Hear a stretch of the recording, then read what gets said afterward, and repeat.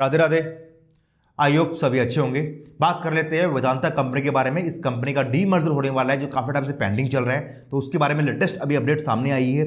ये डीमर्जर होकर कितनी कंपनीज बनने वाली है, क्या रेशियो आने वाला है, अगर आप इस कंपनी के शेयर होल्डर हो तो आपको क्या क्या जानकारी होनी चाहिए, और आगे जो कंपनी बनने वाली है उसके बारे में आपको क्या क्या जानकारी पहले से होनी चाहिए, वो आपको मैं जानकारी शेयर कर देता हूँ। और साथ में हम इस स्टॉक के बारे में कुछ बात कर लेंगे, कंपनी कैसी है वो भी देख लेंगे।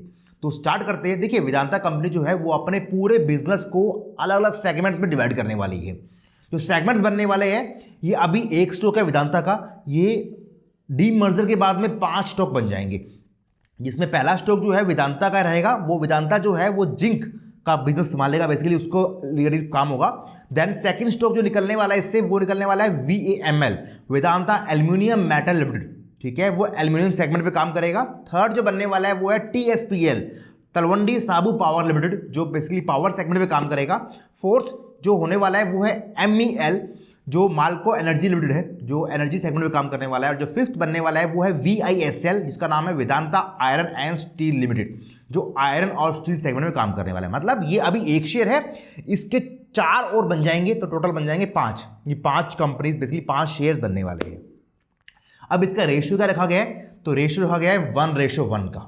मतलब अगर आपके पास में रिकॉर्ड डेट पे, जब अभी अनाउंस नहीं हुई है, जब अनाउंस होगी उस पर अगर आपका इस कंपनी का एक शेयर होगा तो आपको उन बाकी 4 कंपनीज का भी एक एक शेयर मिल जाएगा।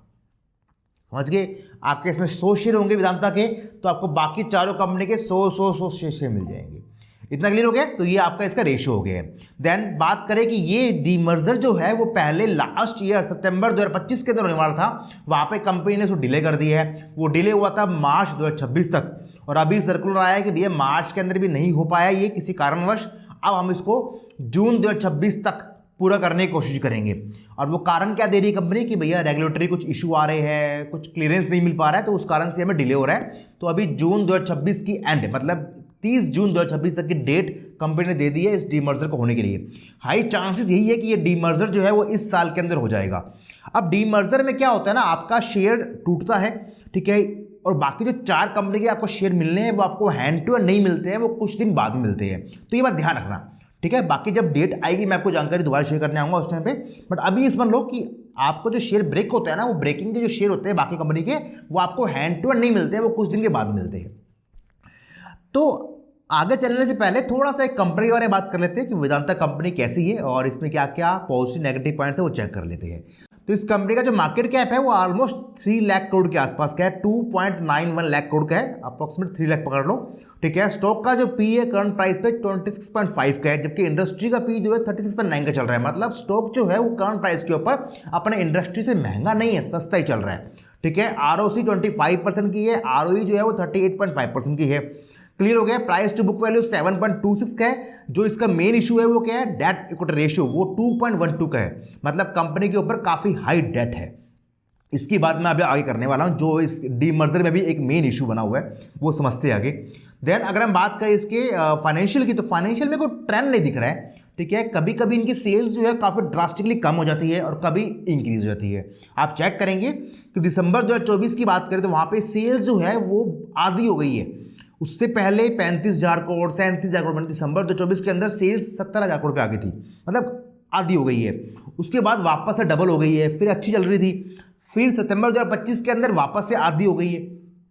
समझ पा रहे हो? ड्रास्टिकली इनकी सेल्स के अंदर काफी उतार चढ़ाव चल रहा है, बट उसका जो इम्पैक्ट है वो प्रॉफिट पर नहीं दिख रहा है। उसका रीजन क्या है? क्योंकि प्रॉफिट के अंदर अदर इनकम कंपनी की ऐड हो रही है। जिस साल के अंदर, जिस क्वार्टर के अंदर कंपनी की सेल्स काफी ड्रास्टिकली कम हो रही है ना, उस क्वार्टर के अंदर अदर इनकम अच्छी आ जाती है, जिसके कारण से क्या है कि आपका प्रॉफिट जो है वो इतना उसमें उतार चढ़ाव नहीं दिख रहा है। वो एक ऑलमोस्ट 4,000 करोड़ के आसपास ही मूव कर रहे हैं, बट थोड़ा सा ये फाइनेंशियल में थोड़ा सा इशू दिख रहा है। अगर हम बात करें ग्रोथ रेट की, तो लास्ट 3 इयर्स के अंदर सेल्स जो है वो 5% की ईयरली स्पीड से बढ़ रही है, जबकि प्रॉफिट जो है वो लास्ट 3 इयर्स के अंदर माइनस का 10% की ईयरली स्पीड से इंक्रीज कर रहा है। मतलब प्रॉफिट में गिरावट हो रही है, ये एक बात ध्यान रखना। उसके बाद बात करें कंपनी के ऊपर की शेयर होल्डिंग पैटर्न की, तो प्रमोटर के पास में 56% का स्टेक चल रहा है, एफआईज के पास में 12.15% का माल है। एफआईज ने लास्ट 2 क्वार्टर में अपना माल इसमें इंक्रीज किया है, और DIs की बात करें, उनके पास है 15.31% का माल है। DIs की होल्डिंग लास्ट 2 क्वार्टर में कम हुई है। और पब्लिक की बात करें तो वहाँ पे 16.05% का माल है। पब्लिक की होल्डिंग भी लास्ट 2 क्वार्टर में कम हुई है। मतलब हम कह सकते हैं कि लास्ट 2 क्वार्टर के अंदर FIs ने इसमें एंट्री बनाई है और पब्लिक ने और DIs ने इसमें थोड़ा सा माल बेचा है। ये क्लियर हो गया। इसके अंदर अभी 20 लाख के आसपास लोग प्रेजेंट हैं। तो ये हमने ओवरऑल बात कर ली। ओवरऑल जो है ना, ठीक है, सब कुछ बढ़िया लग रहा है। कंपनी अच्छी है, स्ट्रांग कंपनी है, बड़ी लार्ज स्केप कंपनी है।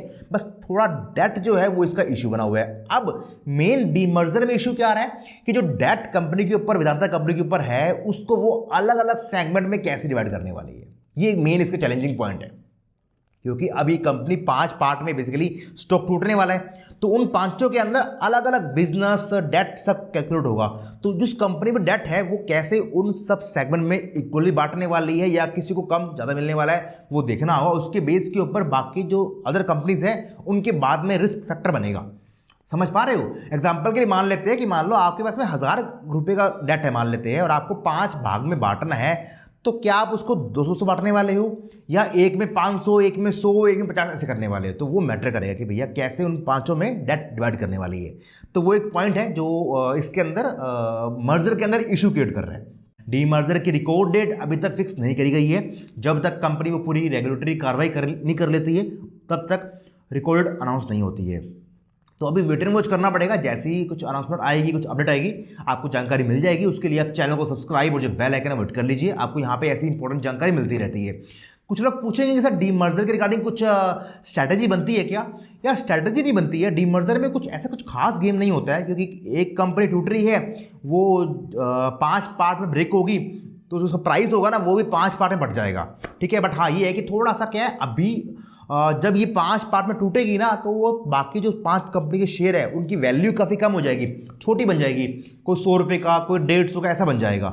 ठीक है, तो उस केस के कारण उसमें क्या है, वॉल्यूम अच्छा आ जाएगा, तो वहाँ पे काम अच्छा हो सकता है। तो उस कारण थोड़ी तेजी आ सकती है। ऐसे देखा गया है कि अगर प्राइस हाई होता है ना, जब वो प्राइस ब्रेक होकर कम आता है तो उसमें वॉल्यूम अच्छा आता है, तेजी आती है, थोड़ा सा उसमें मूवमेंट आ सकता है। तो उस मूवमेंट का अगर आप चाहो तो फायदा ले सकते हो, बट उसके लिए पहले अभी एक बार रिकॉर्ड क्या होती है अनाउंस, उसका वेट कर लेते हैं। अभी तो जून तक का टाइम है, उसके बाद ही ये डीमर्जर होने वाला है, उससे पहले नहीं होने वाला है।